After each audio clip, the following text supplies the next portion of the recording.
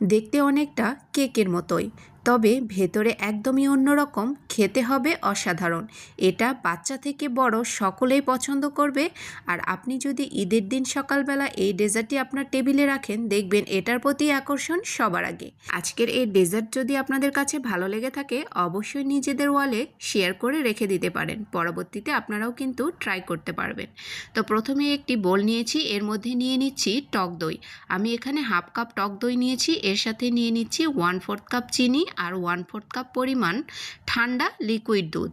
আমি এখানে দুধটাকে হালকা একটু ঘন করে জাল করে নিয়েছিলাম, এরপর এখানে ব্যবহার করেছি। এরপর একটা হুইস্কের সাহায্যে ভালো করে সব উপকরণগুলো মিলিয়ে নিতে হবে।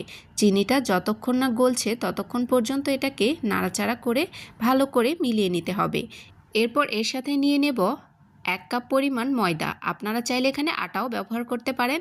এখন ভালো করে এই ময়দাটাকে চেলে আমি এর মধ্যে দিয়ে নিচ্ছি। এরপর এর সাথে দিয়ে নিচ্ছি 1 টেবিল চামচ পরিমাণ বেকিং পাউডার আর 1/4 চা চামচ পরিমাণ বেকিং সোডা। এই দুটোই ব্যবহার করতে হবে। তো এটাও আমি চেলে নিয়েছি। এখন এই টক দই এবং দুধের মিশ্রণের সাথে ভালো করে ময়দাটাকে মিশিয়ে নিতে হবে। তো এই পর্যায়ে দেখুন একটু আঠালো হয়ে গেছে। তো আমি আরও কিছুটা দুধ এখানে অ্যাড করে দিচ্ছি। এখানে ঘন একটা ব্যাটার তৈরি করে নিতে হবে। তো ব্যাটারটা একদম তৈরি হয়েছে, একটু ঘন টাইপের তৈরি করে নিতে হবে।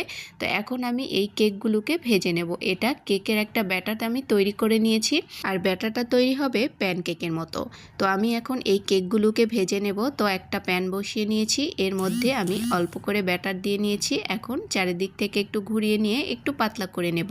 তো দেখুন একটা একটা করে আমি সবগুলোকে ভেজে নেব। আর এগুলো ভেজে নিতে খুব একটা বেশি সময় লাগে না। এগুলো দেখতে অনেকটা প্যানকেকের মতোই, তবে খেতে একদমই অসাধারণ। এক একটা কেক ভেজে নিতে প্রায় 2 মিনিটের মতো সময় লাগবে। খুব একটা বেশি সময় লাগবে না, অল্প সময়ে অনেকগুলো কেক ভেজে নেওয়া যাবে। তো দেখুন কি সুন্দরভাবে জালিদার কেকগুলো তৈরি হচ্ছে। তো সবগুলো একই রকমভাবে আমি তৈরি করে নিয়েছি।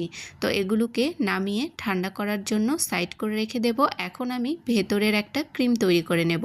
তো তার জন্য আমি এখানে প্রায় দুধ নিয়েছি 1 কাপ পরিমাণ, এর সাথে গুঁড়ো দুধ মিশিয়ে নিচ্ছি প্রায় হাফ কাপ পরিমাণ। তো এখন এই দুধ এবং গুঁড়ো দুধের মিশ্রণে আমি একটা ক্রিম তৈরি করে নেব। তো এই ফাঁকে আমি দিয়ে নিচ্ছি চিনি। মিষ্টির জন্য আমি এখানে প্রায় 4 টেবিল চামচ পরিমাণ চিনি ব্যবহার করেছি। তো এখন আমি নাড়াচাড়া করে ঘন থকথকে একটা ক্রিম তৈরি করে নেব। তো দেখুন ক্রিমটা কিন্তু প্রায় রেডি হয়ে এসেছে, আর ক্রিমটাকে অবশ্যই ঘন করে তৈরি করে নিতে হবে। তো ক্রিমটা একদম রেডি হয়ে গেছে। তো এটাকে আমি নামিয়ে ঠান্ডা করার জন্য রেখে দেব, কারণ ক্রিমটা ঠান্ডা করার পরেই ব্যবহার করতে হবে। তো দেখুন আমি কেকগুলোকে সবগুলো একই জায়গায় করে নিয়েছি। এরপর একটা বাটি দিয়ে আমি এই কেকগুলোকে একটু সাইড থেকে সমান করে নেব, যাতে কেকটা দেখতে ভালো হয় এবং সাইডের যে অংশগুলো আমি কেটে নিচ্ছি এগুলোও কিন্তু আমি কাজে লাগাতে পারবো।